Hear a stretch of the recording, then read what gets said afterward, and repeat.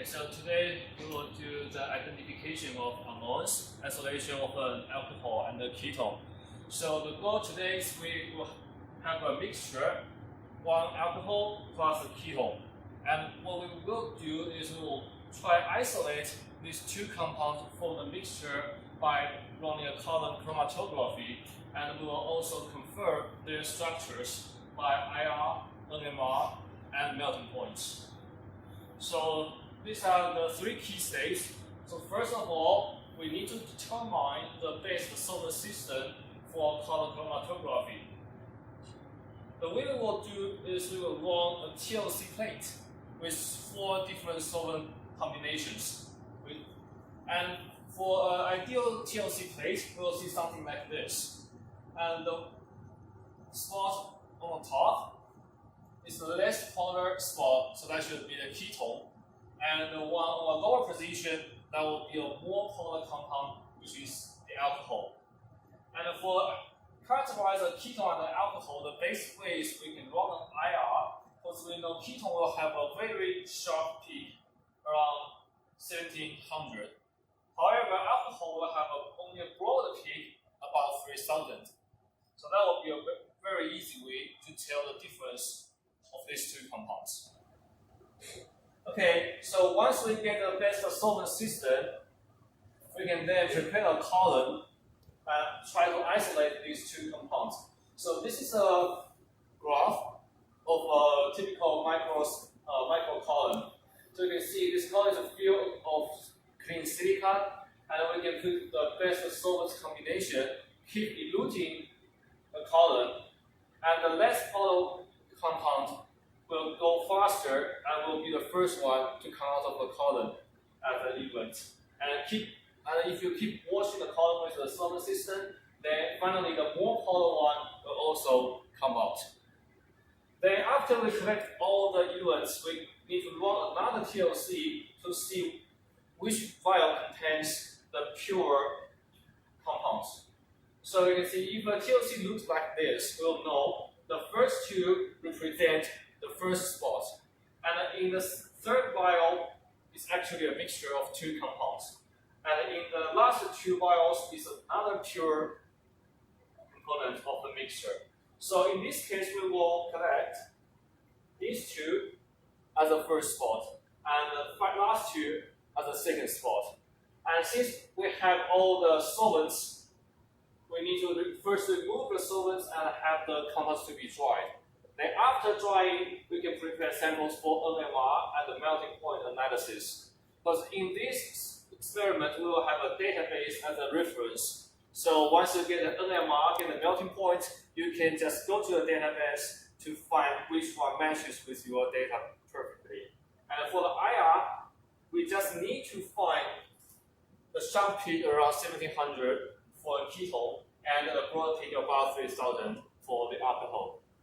So that's pretty much of the experiment we will do today.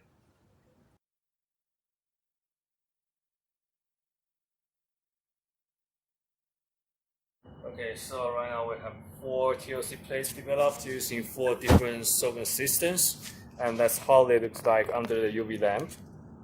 You can see we have 2 spots, one is moving faster than the other one. So what we are going to do now is we have to calculate the IF values of these 2 spots to determine which is the best solvent system for the column chromatography. So we will measure the distance from the original line to the solvent front, and also the distance from the line to each spot, and do the calculation. Okay, now we have measured all the needed numbers, and after calculation we can see this one, the second solvent system, the IF value for the faster moving spot is 0.35, for the slower one is 0.1. So the difference between these two is 0.35 minus 0.1 to get 0.25. That's larger than 0.1. So that will be the ideal solvent system we can use for our column chromatography. So now we can have a pipette, put some cotton on the bottom, then add dry silica to this pipette that will serve as a microcolumn, and After you add the silica, you can rinse the column with hexane for 2 to 3 times to expel all the bubbles, and that will make the column separation much more efficient. And this one is the one we got after rinse it with hexane.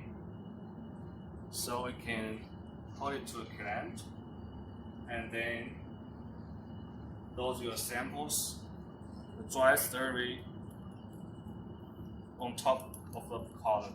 What we will do is we can have 70 to 80 milligrams of the unknown dissolved in very few drops of dichloromethane, then add another 70 milligrams of clean silica and stir them for a while, let it evaporate for a week. Then you will have a dry slurry that can be used for color. So if you see some of the slurry stick on the inside wall, you can rinse it down with hexane. That's the least polar solvent in our selected system. Just a small bit.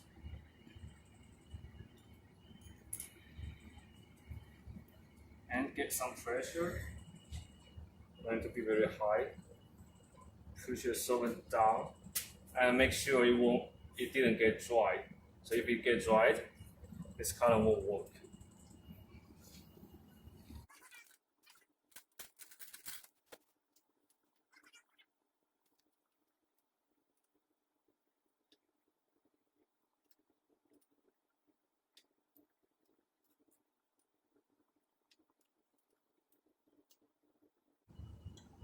Now we can replace this flask with our sample vials.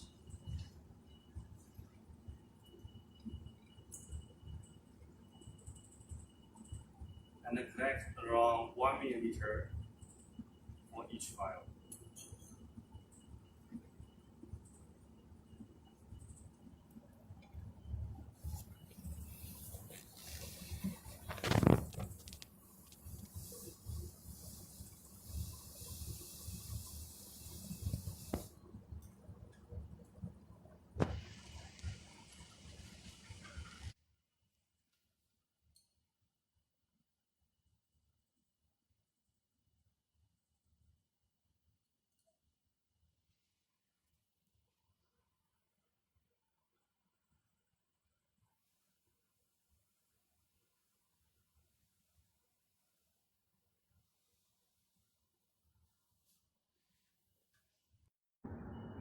Okay, so right now we have already drawn a column and collect 17 vials, and this is a TLC of all the vials.